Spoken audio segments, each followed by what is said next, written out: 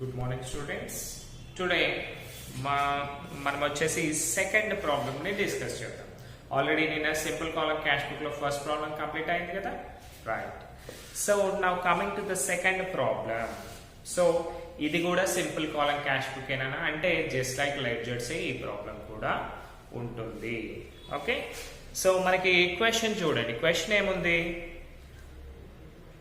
Enter the following transactions in a single column cash book of Praveen Traders. So మనం Praveen Traders book లో cash book prepare చేయాలి అంటే Praveen Traders వాళ్ళ cash book అది. So coming to the problem,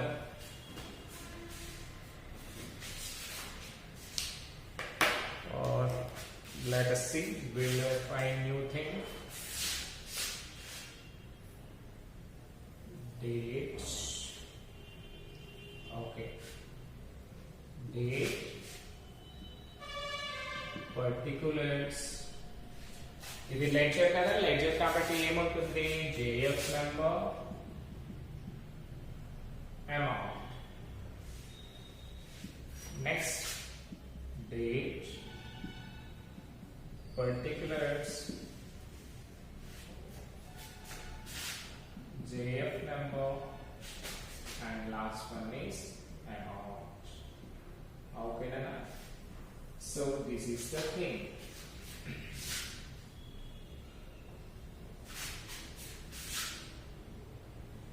So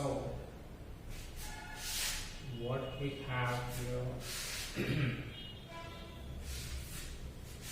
So this is the thing, Nana. This is the lecture and we are doing second problem. First year. So మనం simple కాలం cash book కదా prepare చేసేది. So direct గా cash book అని పెట్టండి. Cash book. So మళ్ళీ ఏం చేయాలి? Cash book debit what comes in, credit what goes out. So ఇక్కడ కమ్స్ ఇన్ అనుకోండి అంటే రిసిప్ట్స్, గోస్ అవుట్ అంటే పేమెంట్. అంటే క్యాష్ కమ్స్ ఇన్ అంటే మనం డెబిట్ లో రాయాలి, గోస్ అవుట్ అంటే క్రెడిట్ లో రాయాలి కదా. సో చూడండి, ఫస్ట్ వన్ క్యాష్ బ్యాలెన్స్. దానికంటే ముందు మనకి డేట్ ఏముంది? 2019 ఏప్రిల్. సో బోత్ సైడ్స్ రాసాం 2019. ఓకే, సో చూడండి ఫస్ట్ వన్ క్యాష్ బ్యాలెన్స్ అంటే మన దగ్గర ఏంటి? క్యాష్ ఉంది.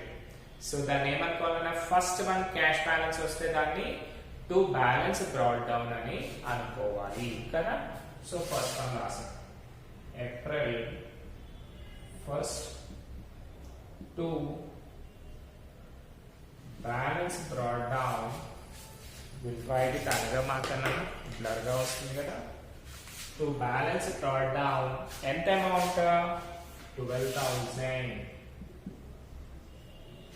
ఓకే, నౌ నెక్స్ట్ వన్ చూడండి, second one purchased goods for cash. అంటే మనం డబ్బులు పే చేసి గూడ్స్ ని కొనుక్కున్నాము అంటే పేమెంట్ కదా. మనం ఏమైనా కొన్నాం అనుకోండి, డబ్బులు మన దగ్గర నుంచి వెళ్ళిపోతాయి కదా. సో రాసింది ఎంత date? 2nd April 2nd by purchases account 3,000. ఓకేనా? By purchases account 3,000. Next one furniture purchased. మళ్ళీ కొనుక్కున్నాం. మనం కొంటే ఏమవుతుంది? మన దగ్గర నుంచి డబ్బులు పోతాయి కదా. సో రాసాను 14 by 4th one. సో ఇక్కడ గూడ్స్ పర్చేస్ చేశాం కాబట్టి పర్చేజెస్ అని పెట్టాం. బట్ ఇక్కడ ఏం చేసాం కదా, సెకండ్ వన్ ఫర్నిచర్ ని పర్చేజ్ చేశాము అంటే ఫర్నిచర్ పర్చేజ్ చేసినప్పుడు పర్చేజెస్ రాయాలియా, ఫర్నిచర్ రాయాలియా? ఫర్నిచరే రాయాలి. బికాస్ గూడ్స్ ఉంటేనేమో పర్చేజెస్ కి ఇంపార్టెన్స్ ఇవ్వాలి, అసెట్స్ ఉంటే అసెట్స్ కి ఇంపార్టెన్స్ ఇవ్వాలి. సో రాసింది by furniture account. Furniture account ఎంతనా? 10,000. by furniture account 10,000. Next one చూడండి 18th cash received from Ajay. అంటే మనకి అజయ్ దగ్గర నుంచి డబ్బులు వచ్చాయి అంటే కమ్స్ ఇన్ కదా.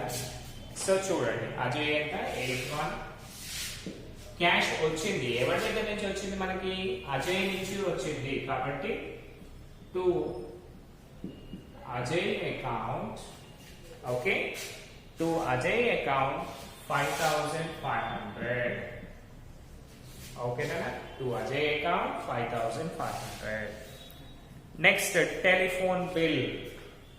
అంటే మన ఫోన్ బిల్స్ ఉంటాయి కదా. ఇప్పుడు చూడండి నార్మల్ గా అయితే మనము మొబైల్ బిల్స్ ఉంటాయి. టెలిఫోన్ బిల్ ఎందుకు? అది ఒక కంపెనీ కదా. సో కంపెనీస్ లో ఏంటి ల్యాండ్ లైన్స్ ఉంటాయి కదా, అందుకనే టెలిఫోన్ బిల్ వచ్చింది అనమాట. సో టెలిఫోన్ బిల్ వస్తే మనం ఏం చేయాలి? దాన్ని పే చేయాలి. పే చేయడం అంటే పేమెంట్ బై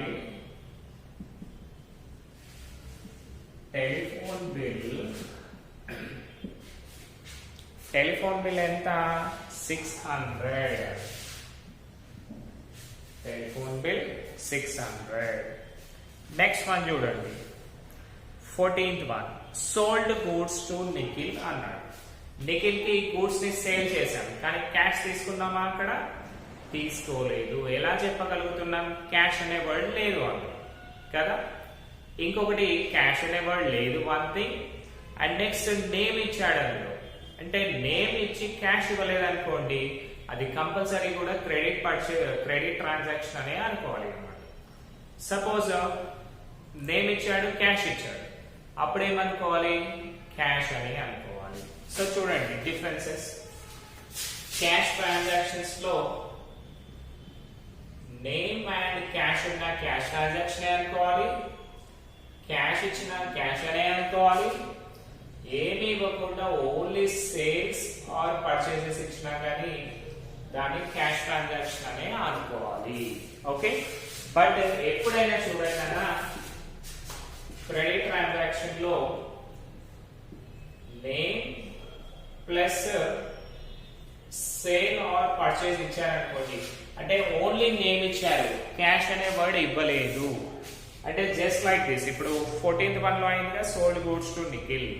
ఇలా ఉంటే దాన్ని కంపల్సరీ కూడా క్రెడిట్ ట్రాన్సాక్షన్ అనే అనుకోవాలి. So these are the things. So మనకి ఏమైంది? నిఖిల్ కి గూడ్స్ ని సేల్ చేశాము కానీ క్యాష్ ఉందా? అక్కడ లేదు. కాబట్టి మనం ఏం చేయాలి? క్యాష్ బుక్ లో రాస్తామా? దాన్ని రాయాలి. బికాస్ మనకి సేల్ చేయడం వల్ల ఎలాంటి క్యాష్ రాలేదు, పోలేదు.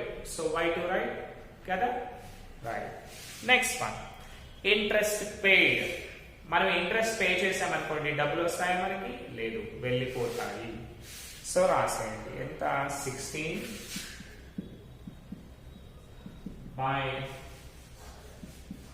Interest account. సో అకౌంట్ అనేది కంపల్సరీ రాయాలన్నా, బికాస్ క్యాష్ బుక్ ఇది అకౌంట్ కాబట్టి. సో బై ఇంట్రెస్ట్ అకౌంట్ ఎంత? 300. ఓకేనా? 300. నెక్స్ట్ వన్ చూడండి పర్చేజ్డ్ స్టేషనరీ. అంటే మనము స్టేషనరీ వెళ్ళి కొనుక్కున్నాం. ఏం కొనుక్కుంటాం స్టేషనరీలో? Books, pens, pencils, all the things కదా. సో రాసేయండి 18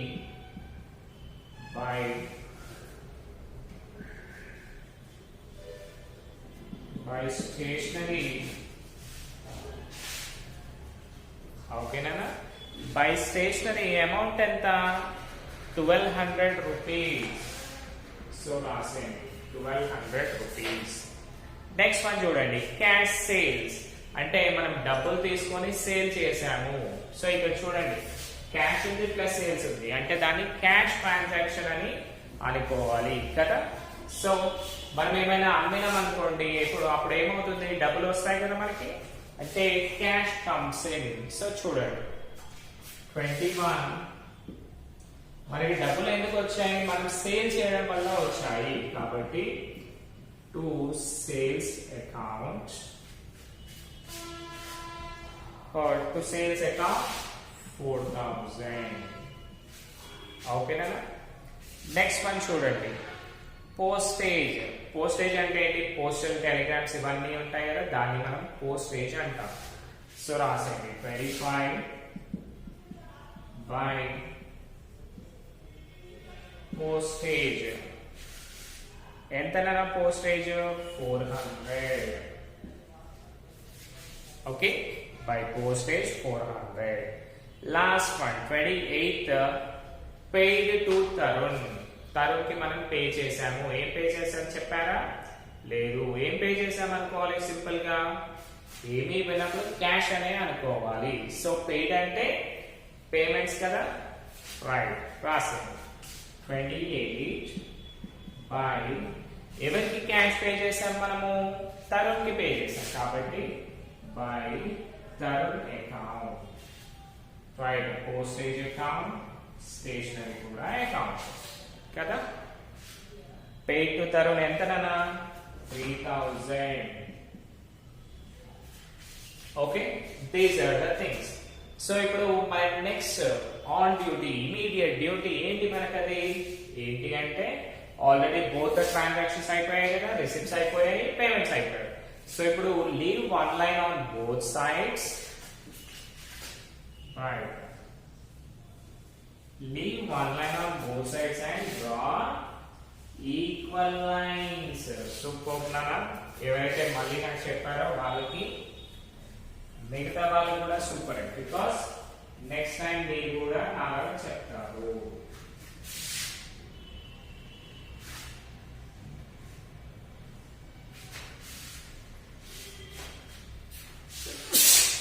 సారీ.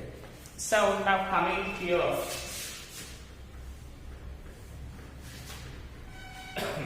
డెబిట్ సైడ్ ఏమేమి ఉన్నాయి మనకి? 12,000,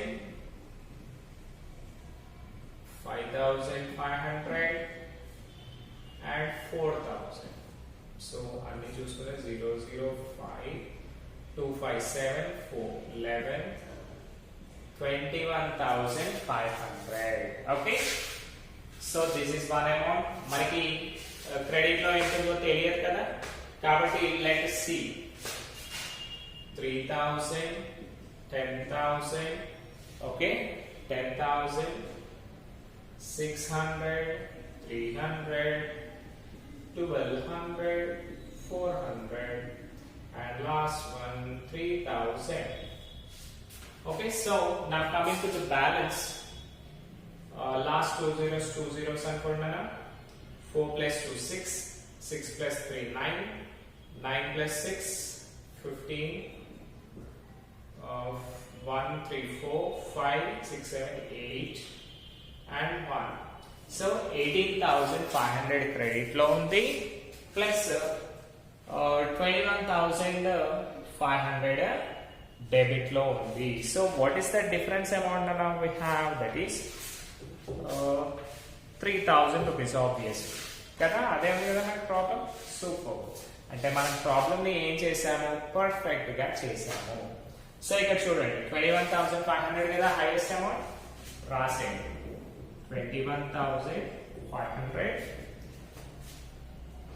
21,500. సో నెక్స్ట్ వన్ చూసుకుంటే, నెక్స్ట్ వన్ ఏముంది మనకి? డ్రాడౌన్ చేయాలి కదా. సో ఇక్కడ చూడండి మనకి హైయెస్ట్ అమౌంట్ డెబిట్ లో వచ్చేసి 21,500 ఉంది, క్రెడిట్ లో వచ్చేసి 18,500 ఉంది. సో నెక్స్ట్ స్టెప్ మనం ఏం చేయాలి?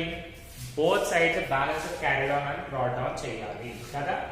సో ఇక్కడ చూడండి 2019 ఏప్రిల్ లో లాస్ట్ డే ఏముంటుందన్నా అదే రోజు కదా మనం balance brought down carry down చేయాల్సింది. సో చూడండి 2019 ఏప్రిల్ 30.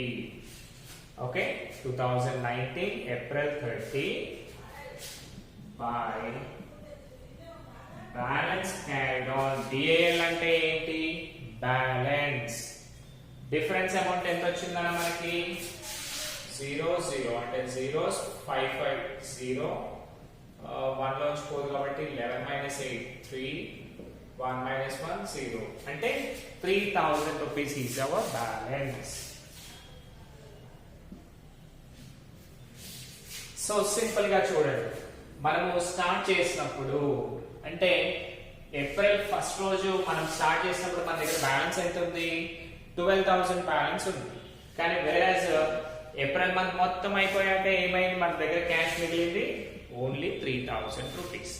సో దీన్ని ఏం చేస్తాం కదా, మళ్ళీ నెక్స్ట్ మంత్ కి ట్రాన్స్ఫర్ చేస్తాము. నెక్స్ట్ మంత్ కి ట్రాన్స్ఫర్ చేసి మళ్ళీ ఏమంటాము, opening balance of cash, right, or cash balance అంటాం. సో చూడండి, ఏప్రిల్ 30 అయిపోయాక రాసేయండి 2019 మే 1st to balance brought down. What is the amount, Nana? 3,000 rupees. Okay, carried on value 3,000 and next month ki transfer chesam kabatti 3,000 brought down value ayindi. So hope you understood, students. దీన్ని ఏం చేయండి అంటే, if possible మీ దగ్గర పెద్ద phone ఉందనుకోండి, దీన్ని screen shot చేసి రాసేయండి. Okay, and ఇంకొకటి మై బెస్ట్ సజెషన్ ఏంటి అంటే, మీరు ప్రతిరోజు క్లాసెస్ వింటానే ఉన్నారు, దాన్ని ఒకసారి ప్రాక్టీస్ చేయండి. ఎందుకంటే మీకు ఆల్రెడీ క్వశ్చన్స్ కూడా ఇస్తాను కదా. సో ఫస్ట్ ఒక క్వశ్చన్ పెట్టుకొని దాన్ని చూడకుండా ప్రాక్టీస్ చేయడానికి స్టార్ట్ చేయండి. సో అలా చేయడం వల్ల ఏమవుతుంది, మీకు పర్ఫెక్ట్ గా ఆన్సర్స్ రావడం జరుగుతూ ఉంటుంది. ఓకేనా, wish you good luck, thank you. And ఈ గోస్ అవుట్ కమ్స్ ఇన్ అనేది జస్ట్ మీ ఐడియా సేక్ మాత్రమే చెప్పాను, అది కంపల్సరీ రాయాల్సిన అవసరం ఏమాత్రం కూడా లేదు. Okay, thank you.